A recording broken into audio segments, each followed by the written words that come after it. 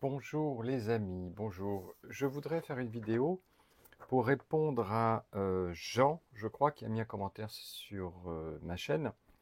Jean demande ceci: Bonjour José, il serait intéressant de développer comment intégrer efficacement la pratique méditative de la voix sans tête dans la vie quotidienne, notamment dans un environnement de travail de bureau où les distractions et les demandes sont constantes. Les activités mentales en particulier semblent obscurcir ou réduire la vision de l'espace, permettant au petit personnage de reprendre progressivement le dessus. Donc, Jean, en effet, demande de rappeler les points essentiels dans la voix sans tête, dans la pratique de cette méditation pour rester centré. Alors j'ai déjà fait une vidéo là-dessus qui s'appelait « Comment garder la vision de notre vraie nature ?» Donc je renvoie le lecteur, mais c'est une question importante, donc c'est très utile d'y revenir.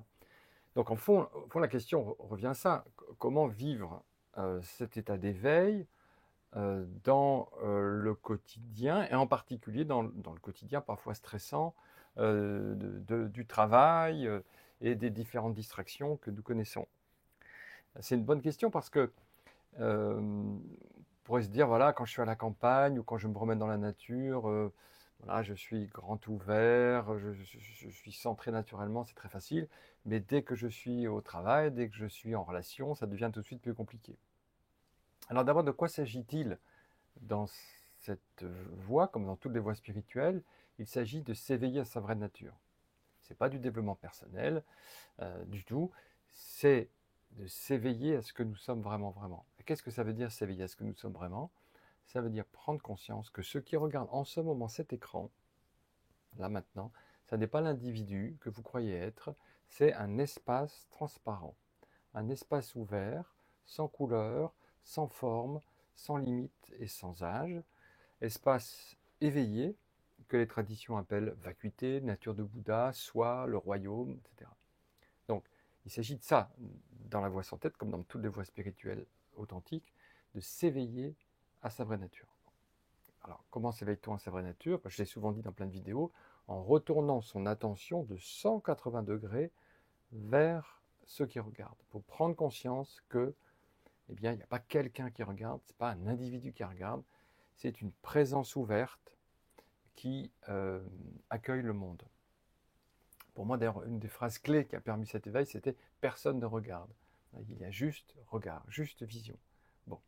Donc, premier point dans cette voie, c'est ce qui la rend d'ailleurs spécifique, c'est une voie directe. Le premier point dans cette voie, c'est de prendre conscience de cet espace ouvert. Voilà. C'est simple. C'est simple. Après, évidemment, ça ne changera pas notre vie si, après l'avoir vu une fois, dans un atelier ou lors d'une vidéo, on l'oublie.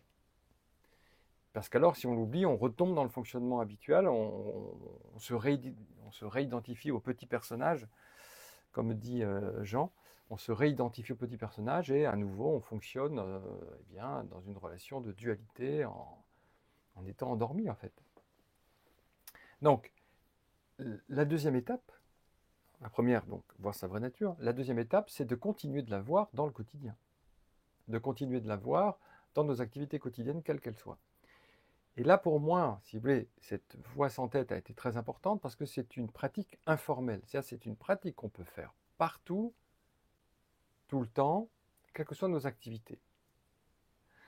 Partout, c'est-à-dire que quel que soit l'endroit où vous êtes, et en particulier si vous êtes au travail, vous pouvez toujours, en fait, retourner votre attention vers cet espace que vous êtes.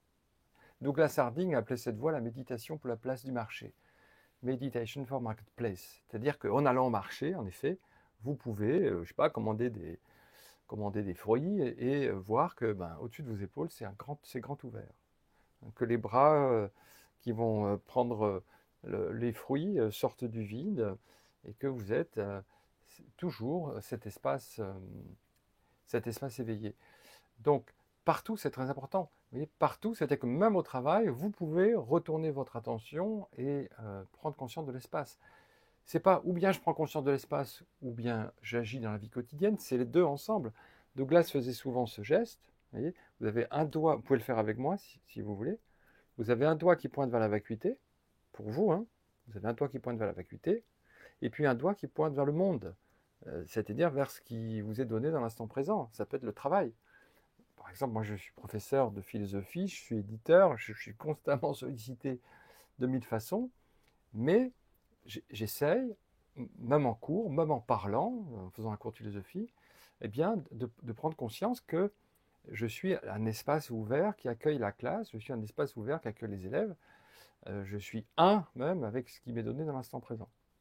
Donc, cette double flèche, elle est fondamentale. Je vois le monde, mais ce n'est pas l'individu qui voit le monde est vu à partir de l'espace. Donc ça, c'est partout. Vous voyez, il n'y a pas d'endroit privilégié, c'est pas dans un dojo que je vais mieux voir ma nature qu'à Paris, dans un bureau. Je vais pas mieux voir ma nature dans le désert qu'à Paris ou n'importe où, parce que c'est toujours disponible. Vous voyez. Donc ça, c'est un point important. Si vous voulez, les exercices de la vision sans tête, les expériences de la vision sans tête nous permettent de prendre conscience de cette ouverture vraiment partout, quel que soit l'endroit où on se trouve. Il n'y a pas besoin d'aller dans un endroit particulier, de s'isoler même, non. Oui. Donc partout. Alors, tout le temps aussi. Hein. Tout le temps, ça veut dire que ce n'est pas une pratique qui doit être faite le matin ou le soir, mais vraiment tout le temps, à chaque instant, je peux retourner mon attention pour prendre conscience de l'espace et vivre à partir de cette ouverture tout le temps. Donc ça veut dire, bah oui, quand je prends le métro, quand je vais au travail, quand je suis en relation, tout le temps, je peux retourner mon attention. Alors ça demande au début un peu d'entraînement, c'est certain, mais au bout d'un certain temps, ça devient tout à fait naturel de vivre à partir de cette ouverture, de vivre consciemment à partir de cet espace. Et même c'est intéressant parce que d'intégrer le quotidien dans votre présence, parce que tout ce qui vous est donné, c'est une opportunité pour voir. Il n'y a pas de meilleur moment, il n'y a pas de meilleures activités pour voir.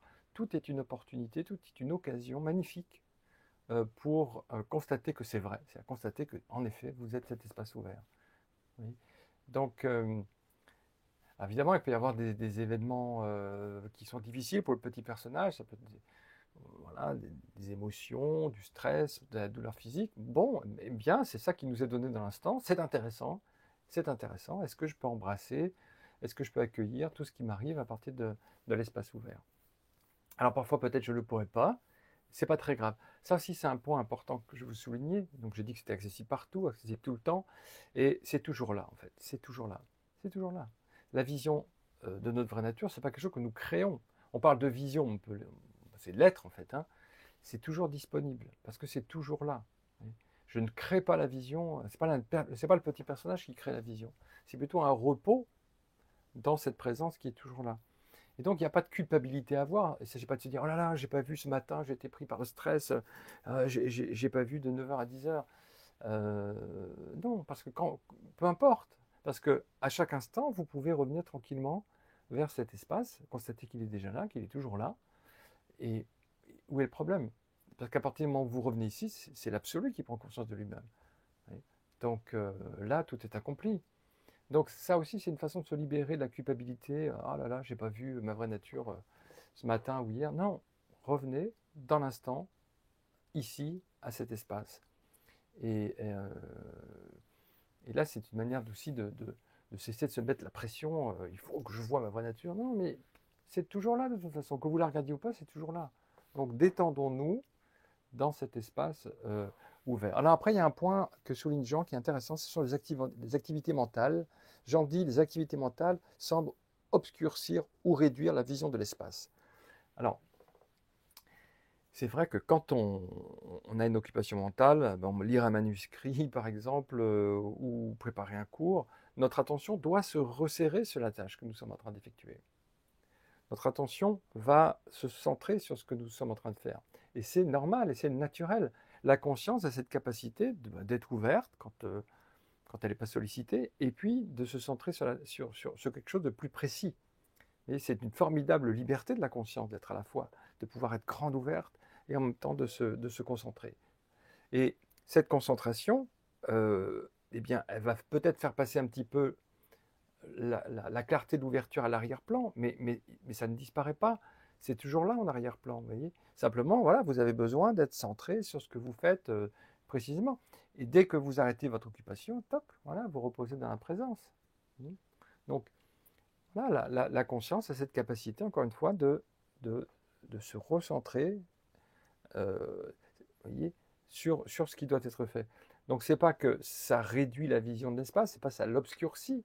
Non, juste, ça, eh bien, pour la nécessité de l'action, ça la met peut-être un petit peu en arrière-plan pour pouvoir faire ce qui doit être fait. Mais en fait, c'est même pas, oui, c'est en arrière-plan si on veut, mais c'est quand même, c'est toujours là en fait. C'est toujours là. Puis il suffit encore une fois, d'arrêter ce que vous faites, hop, et vous reposer dans cet espace. Donc voilà, avec le temps, avec la pratique, voilà, j'ai envie de dire, on oublie de moins en moins souvent, de moins en moins longtemps sa vraie nature. On y est de plus en plus enraciné. Et puis, en fait, on s'aperçoit qu'on ne peut pas vivre sans cet espace, que c'est là qu'on est bien, c'est là qu'on est détendu, c'est là qu'on est joyeux, c'est là qu'on se sent libre. Donc on n'a qu'une envie, c'est d'y revenir. Un peu comme un poisson voilà, qui sortit de l'eau, qui est sur le sable, il se débat pour retourner dans l'eau.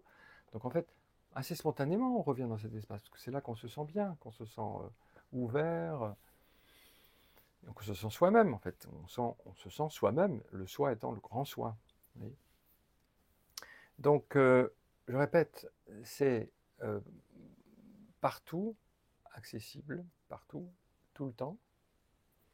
Et rien ne vient en fait faire disparaître cette vision parce que c'est toujours là, voilà, même si parfois je la regarde un petit peu moins parce que j'ai un truc un peu plus précis à faire. Alors il y a aussi quelque chose qui aide beaucoup, je trouve, dans cette pratique, c'est les rencontres avec des gens qui vivent ça, qui pratiquent cette voie. Donc il y a des rencontres Zoom régulières, hein, le jeudi notamment avec moi, et le lundi avec Cyril, le vendredi avec Jacques. Donc voilà, c'est pas mal aussi de se rencontrer par Zoom parce que ça réancre la pratique, ça nous remet dans la présence de manière forte avec les autres. Voilà.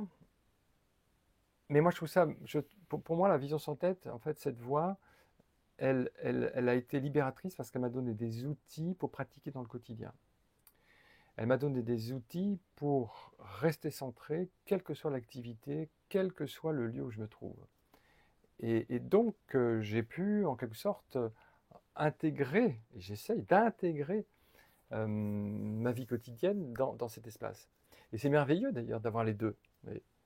À la fois le vide et le plein, à la fois la paix et le mouvement, la transparence et les couleurs, le silence et le bruit. Les deux ensemble, c'est merveilleux. Il n'y a pas besoin de s'isoler dans un endroit silencieux et loin du monde pour voir sa vraie nature. Pas du tout. Au contraire, le contraste révèle encore mieux finalement cette vraie nature. Douglas avait cette phrase merveilleuse que j'ai souvent citée. Il dit le monde rugissant est ma salle de méditation. Voilà, votre salle de méditation, c'est le monde qui est en vous. Ouais. C'est ça, notre salle de méditation. Ouais. C'est merveilleux d'intégrer tout le quotidien dans cette présence illuminée, dans cette présence éveillée. Ouais. C'est une aventure, je dis souvent c'est une sacrée aventure et c'est une aventure sacrée que d'essayer, voilà, d'harmoniser ces deux dimensions de notre existence, la dimension humaine, la dimension divine, si vous voulez, la dimension relative et la dimension absolue, de les marier ensemble. C'est ce qu'on appelle souvent dans les spiritualités la noce, hein, le mariage. Ça, c'est merveilleux, chacun va le faire à sa façon. Et je voulais dire aussi une chose, j'en parlais du petit personnage, il y a peut-être une illusion aussi qui serait de croire que je peux éradiquer le petit personnage, que je peux éradiquer mon humanité et vivre que dans l'espace et que dans cet arrière-plan. C'est une illusion. D'abord, ce n'est pas souhaitable du tout parce que le petit personnage, c'est notre humanité qui est très précieuse, c'est la façon dont la présence s'incarne dans le monde. Et ça, c'est très important, donc c'est précieux. Et puis tant qu'on a ce corps, tant qu'on a cette vie, eh bien, le petit personnage, il sera toujours là. Voilà, effectivement, il fait des allers-retours, il revient, le petit personnage, notre individualité, c'est à quoi on s'identifie, parfois a tendance à revenir ici, et à dire non, c'est moi, je suis l'individu. Bon, mais notre travail, c'est de le remettre à sa place. Non pas de le faire disparaître, mais de le remettre à sa place qui est périphérique, et de l'intégrer dans cette présence. Oui. Donc ces allers-retours sont, je dirais, le sel de la vie aussi, le sel de cette pratique. Notre humanité, notre divinité, s'harmonise, s'harmonise dans cette pratique de la méditation pour la place du marché. Donc voilà quelques réflexions spontanées qui me viennent.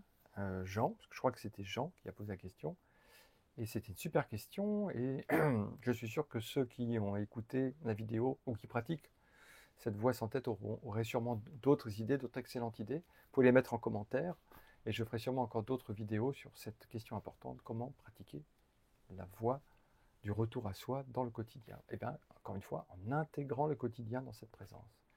Merci les amis. Ciao.